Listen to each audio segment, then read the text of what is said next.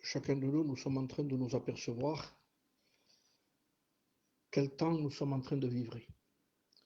Réellement, frères et sœurs, nous sommes en train de vivre des temps particuliers. Parce qu'il n'y a pas qu'une chose qui est en train d'arriver, il n'y a pas simplement que des pestes, des problèmes, des difficultés. Mais nous savons que le chemin se resserre de plus en plus et que nous avons besoin de retrouver des repères aujourd'hui plus que jamais. Nous ne pouvons pas vivre au hasard, ni marchant en tâtonnant. La Bible dit que nous savons en qui nous avons cru. Donc ça veut dire que notre foi elle est basée sur un fondement éternel. Notre foi est basée sur l'enseignement des disciples, sur la parole de Dieu.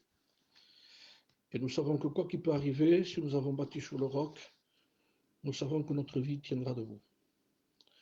Mais je crois aussi qu'il faut que nous puissions nous renseigner un peu et consulter la parole de Dieu. La Bible dit que ces choses qui sont écrites dans la parole de Dieu ont été écrites pour notre instruction, afin que nous n'ayons pas de mauvais désirs comme ils en ont eu. Ça veut dire que surtout ce que la Bible a écrit, il cite des mauvais exemples, surtout en disant n'imitez pas ça. N'imitez pas ce qui n'est pas à imiter en tant qu'enfant de Dieu. Donc, je disais dernièrement que nous ne savons pas quand est-ce que le Seigneur va revenir, et je n'ai pas la capacité de vous faire une étude ici. On va parler sur le retour de Jésus-Christ et sur certaines prophéties en ce qui concerne avant ou après l'enlèvement de l'Église. Je n'ai pas ces capacités. Mais je voudrais vous parler de quelque chose. Si nous ne savons pas quand est-ce qu'il viendra, Jésus, si on ne peut pas expliquer clairement quand est-ce qu'il vient, si nous ne savons pas le jour où il viendra, et ça c'est certain qu'on ne peut pas donner une date, ce ne sont des faux prophètes, mais ce qu'on peut dire que si on ne sait pas quand est-ce qu'il vient, on peut savoir qui, c'est-à-dire si nous ne savons pas quand est-ce qu'on part, nous savons d'après la parole de Dieu qui part. Je le répète ce mot, si nous ne savons pas quand est-ce qu'on part, on peut savoir qui partira. Et il y a assez d'exemples dans la parole de Dieu pour prouver qu'il n'y a qu'une seule église qui part. Bien sûr, il faut consulter les Écritures pour savoir où est le modèle. Et je bénis Dieu parce que Dieu ne nous a pas donné au hasard sur ces choses-là, c'est trop important. Jésus revient, on parle sur le retour de Jésus-Christ, mais vous savez, on peut parler sur le retour de Jésus-Christ et ne pas être prêt pour le retour de Jésus-Christ. Il y a eu une première venue de Jésus, je ne fais pas une étude, je n'ai pas les capacités, je vous le dis, je vous prêche la parole, tout simplement. Mais lorsque Israël attendait la première venue de Jésus-Christ, eh bien, ils étaient en train de prophétiser, de lire les rouleaux du prophète Ésaïe, tout ce que vous voulez, concernant sa première venue. Et lorsqu'il a été question de démontrer qu'il devait venir, parce que Hérode s'était inquiété, parce qu'on disait qu'il y avait un roi qui était né à Bethléem, et qu'il devait venir un roi. Donc il a voulu consulter les scribes et les pharisiens, parce que lui s'inquiétait, parce que c'était lui le roi. Alors quand ils ont étudié, ils ont déroulé les rouleaux des prophètes, ils ont lu la prophétie concernant les trois Bethléem, concernant la prophétie que Jésus-Christ devait naître à Bethléem. Et pendant qu'ils faisaient l'étude, en un mot, ils étaient en train de démontrer à Hérode, en ce qui concernait les prophéties de la première venue, ils ne savaient pas, et ça c'est important, ils ne savaient pas qu'il était déjà né. Donc, vous voyez, ils ont étudié et ils ne se sont même pas aperçus que Jésus était né. On peut étudier, et ça, ce serait terrible, frères et sœurs, que de parler sur le retour de Jésus en disant il nous tarde de partir, il nous tarde que le Seigneur vienne. Mais vous savez, il ne faut pas simplement connaître les prophéties, il faut être prêt. Il faut être prêt. Et la Bible a assez d'exemples pour nous montrer le modèle. Il y a eu toujours un modèle, que ce soit en ce qui concerne le tabernacle. Vous savez que Moïse n'a pas fait ces choses d'un coup de tête. Il a montré, le Seigneur lui a montré sur la montagne le modèle du tabernacle. Et il lui a dit, tu feras d'après ce que tu vois. Donc, il y a un modèle. Maintenant, Je voudrais vous lire l'expression, parce que pour nous, le modèle de l'Église, elle n'est pas dans les temps que je ne la vois pas dans les temps qu'on vit aujourd'hui. Le vrai modèle se retrouve dans ce qui a été fait hier. Alors, il y a un appel dans les cantiques des cantiques. Je ne voudrais pas être long, je voudrais vous laisser la place à la prière. Écoutez dans les cantiques des cantiques quel appel il y a, et c'est un appel au chapitre 7 du verset 1. Écoutez comment c'est écrit. Reviens, Sulamite, et vous savez que la Sulamite est le symbole de l'Église, et il dit, reviens, afin que nous te regardions. Vous voyez, il y a 4 fois dans le même verset, le même mot, reviens. C'est rare quand il y a 4 fois que c'est répété, mais là, il y a comme un désir, comme en disant, reviens, parce que nous ne savons plus où est le modèle. Nous ne savons plus quelle est la vraie Église.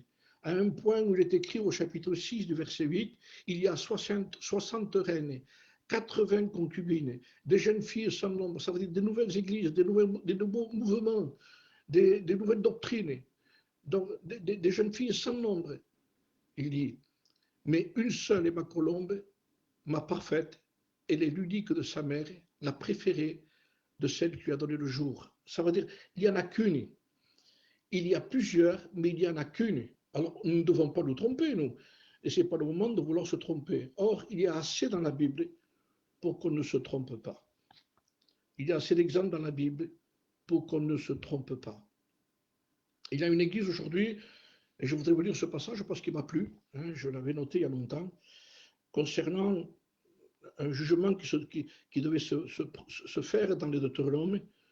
Et il dit ceci, écoutez cette lecture. Si une jeune fille vierge est fiancée et qu'un homme la rencontre et la déshonore, vous les amènerez tous les deux à la porte de la ville et vous les lapiderez. Ils mourront, la jeune fille, lui et elle. Mais pourtant, c'est lui qui a déshonoré. Mais pourquoi il dit elle aussi mourra? Eh bien, tout simplement, écoutez ce qui est écrit. La jeune fille, parce qu'elle n'a point crié. C'est-à-dire que l'Église d'aujourd'hui, elle ressemble un peu à cette jeune fille qui ne crie pas à l'agression du monde contre elle. Elle aurait dû crier. Et l'Église aujourd'hui ne crie pas. Elle se conforme au siècle présent. Et c'est pour cela qu'on trouve des façons de vivre d'une Église aujourd'hui qui ne ressemblent à rien au vrai modèle de l'Église. Vous savez que le vrai modèle, nous l'avons, nous. Nous l'avons dans la parole de Dieu, nous l'avons dans les actes des apôtres. Nous l'avons lorsque l'Église est née, au chapitre 2, lorsque Pierre a prêché l'Évangile. Vous savez que Pierre a prêché non pas n'importe quel message pour que l'Église puisse naître.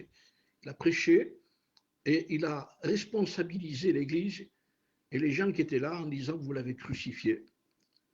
Vous n'êtes pas des victimes, vous l'avez crucifié, vous êtes des coupables. Et à travers ce message, il y a eu une conviction de péché. Et le cœur de ces gens a été vivement touché. J'en reviens à ce que cette Église, de quelle façon elle est née, mais de quelle façon elle a vécu. Mais pour qu'elle puisse vivre l'Église, il faut savoir de quelle façon elle est née. Elle est née de nouveau par le message de la croix, par le message de la crucifixion, par le message de Christ. Et quand cette Église est née, parce qu'elle s'est repentie, parce que le message est venu, c'est l'Église elle-même qui a demandé, que faut-il faire, frère? Alors Pierre a répondu, tout simplement ce message. Eh bien, repentez-vous, convertissez-vous et soyez baptisés en vue du pardon de vos péchés et vous recevrez le Saint-Esprit. L'Église est née. Et à partir du moment où elle est née, eh bien, l'Église a persévéré. De suite. Et voilà le modèle de l'Église. Nous la retrouvons, l'Église. L'Église qui persévère. Où? Dans quel endroit? Dans l'enseignement des apôtres, dans la communion fraternelle, dans la fraction du pain et dans les prières. Et je voudrais souligner, comme les sapeurs vous le disent, que le Seigneur met en avant la prière, avant la Sainte Seine, avant la communion fraternelle, l'enseignement. Ça veut dire que l'enseignement fait tout ce qu'il y a en bas après. On ne peut pas prier n'importe comment, on ne peut pas se réunir avec n'importe qui, et on ne peut pas prendre la Sainte Seine avec n'importe qui. Il faut l'enseignement. Voilà le modèle. Le modèle est écrit dans la parole de Dieu. Et je bénis Dieu pour tous ces modèles qu'il y a. Le modèle est dans la Bible et nous ne pouvons pas nous tromper. Si elle a été lapidée, cette jeune fille qui a été agressée, c'est parce qu'elle n'a pas crié. On n'entend plus les cris de l'agression du monde aujourd'hui sur l'Église. On n'entend plus les gens se plaindre en disant quel péché il y a. On n'entend plus ces choses-là. Le modèle de l'Église, c'est qu'elle vivait pour Dieu. Il y a un modèle que j'ai vu dans la parole de Dieu. Je voudrais vous le lire. Ça m'a touché. J'ai retrouvé ce modèle. Bien sûr, il y a aussi Rebecca. Vous connaissez l'histoire de Rebecca, qui était le modèle aussi, qui a été recherché par Eliezer. C'est dans le livre de la Genèse, au chapitre 24. Lorsqu'Abraham a demandé à Eliezer d'aller chercher pour son fils Isaac une jeune fille dans le pays où il était né. Et remarquez ce qui est écrit, vous le lirez, nous n'aurons pas le temps ici. C'est que Abraham a demandé de ne pas aller chercher cette jeune fille n'importe où. Il a demandé, va le chercher dans le pays de ma naissance à moi. Ça veut dire que la vraie Église, c'est celle qui est née de Dieu, celle qui est née de nouveau. Elle n'a pas été cherchée dans un modèle du monde, pas du tout, mais dans le modèle de la nouvelle naissance. Et quand elle a été trouvée, avant qu'elle ait été trouvée, Eliezer lui a dit, eh bien, si je la trouve, d'accord, cette bien-aimée que tu cherches pour ton fils. Mais voilà, si elle ne veut pas me suivre, est-ce que je dois y amener ton fils? Et Abraham a répondu, il n'est pas question que tu amènes mon fils. C'est-à-dire, ce n'est pas à mon fils d'aller suivre l'Église, c'est à l'Église de suivre mon fils. Encore un modèle de pureté, un modèle de sainteté, un modèle de zèle. Vous savez aussi qu'il a trouvé, hein? Il a demandé un signe à la source, au puits, et c'est là qu'il a donné rendez-vous pour rencontrer la vraie Église. Nous passons ici, parce que je voudrais vous citer aussi un exemple que je viens de lire ici à ce moment-là. C'est dans les Actes des Apôtres. Et je voudrais vous lire cet exemple. Actes, chapitre 9 et verset 36. C'est un modèle. Il y avait à Joppé. Voilà comment commence ce passage. Il y avait à Joppé, parmi les disciples, une femme nommée Tabitha, ce qui signifie Dorca. Elle faisait beaucoup, beaucoup d'aumônes et de bonnes œuvres. Elle tomba malade en ce temps-là et mourut. Après l'avoir lavée, on la déposa dans une chambre haute. Et comme Lyde était près de Joppé, les disciples, ayant appris cela, appelèrent Pierre et qui s'y trouvait et envoyèrent des hommes vers le chercher. Pierre est venu chez eux sans tarder. Pierre se leva, partit avec les hommes, et lorsqu'il fut arrivé, on le conduisit dans la chambre haute, et toutes les veuves l'entourèrent en pleurant et lui montrèrent les tuniques et les vêtements qu'elle faisait Dorca pendant qu'elle était avec elle. Il y avait à Joppé, parmi les disciples, une église, une femme, elle s'appelait Dorca. Elle est morte. Elle est morte, mais elle a laissé des œuvres. Elle est morte, mais elle a laissé un exemple. Elle est morte, mais c'était une femme qui travaillait pour l'œuvre de Dieu. Elle était considérée à un point que toutes les veuves l'entourèrent et pleurèrent et montrèrent les tuniques. Elles montrèrent les œuvres qu'elle faisait, cette église, cette Dorca, les vêtements qu'elle faisait, Dorca, pendant qu'elle était avec elle. Oh, j'imagine les doigts de Dorca, parce que Dorca était en train de coudre pour les autres, vous comprenez? Elle était en train de faire des tuniques pour les autres. Leurs doigts, les doigts de Dorca, j'imagine les doigts de Dorca. Oh, c'était pas des ongles bien faits qu'elle devait avoir.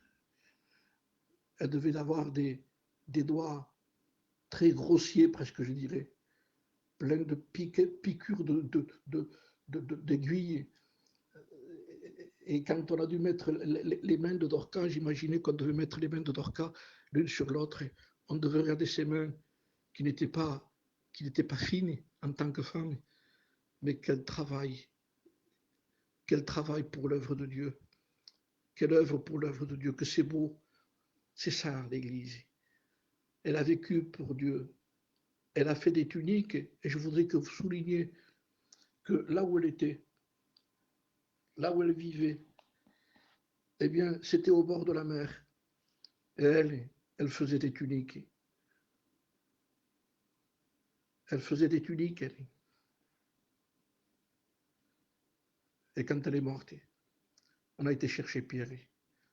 C'est le symbole de la résurrection, frères et sœurs. C'était un disciple qui était aimé, que tout le monde pleurait et qu'on respectait. Et il y avait un témoignage. À partir de ce témoignage, Pierre est venu pour la ressusciter. Elle est ressuscitée. Et les morts en Christ ressusciteront premièrement. Et nous, les vivants, lorsqu'il reviendra, nous serons enlevés avec eux sur les lieux du ciel. Que ce soit quelqu'un qui meurt de cette façon ou c'est quelqu'un qui vit, il faut que celui qui vit vive comme ceux qui sont morts dans la foi et dans la fidélité. Non, frères et sœurs, il faut admettre, et c'est évident, que ce que nous voyons aujourd'hui ne ressemble pas beaucoup à l'église d'hier. Elle ne ressemble pas à l'église qui est née. Elle ne ressemble pas à Dorcas. Elle ne ressemble pas à Rebecca. À Rebecca qui a décidé de partir à la rencontre de son bien-aimé qui avait déjà été fiancé. Lorsque Eliezer a dit à la famille, laissez-moi partir, le voyage est réussi. Alors ils ont demandé à Rebecca, parce qu'ils voulaient qu'elle reste un peu plus longtemps. Toi, qu'est-ce que tu décides? Et Rebecca a dit, je pars. Voilà ce qu'est l'Église. Et quand elle est partie, lorsqu'elle a vu à un moment donné assez loin, quelqu'un qui arrivait de loin, c'était Isaac. Elle a demandé qui est cet homme qui vient de loin à notre rencontre. Voyez, le mot, c'est écrit comme ça, hein, à notre rencontre. Eliezer a répondu, c'est mon Seigneur. Elle s'est voilée. Donc ça veut dire que non simplement, frères et sœurs, je finis. Dans l'exemple que je vous donne ici, il y avait non simplement le bien-aimé qui venait, c'est-à-dire Isaac, mais Rebecca aussi allait avec. Il y avait deux rencontres qui se faisaient, frères et sœurs. Il y en a qui attendent Jésus, mais ne sont pas en marche vers Jésus. La véritable Église est en marche vers Jésus, en marche avec Jésus. C'est le sermon sur la montagne. Heureux, ça veut dire en marche. Nous marchons vers le retour de Jésus-Christ avec des exemples qui sont écrits dans la parole de Dieu. Une Église qui est pure, qui crie à l'agression.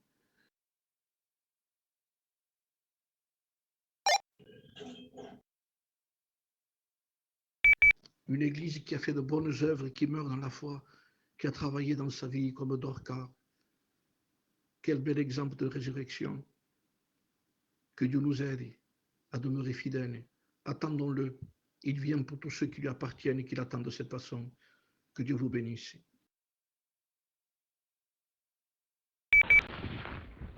Seigneur, ta parole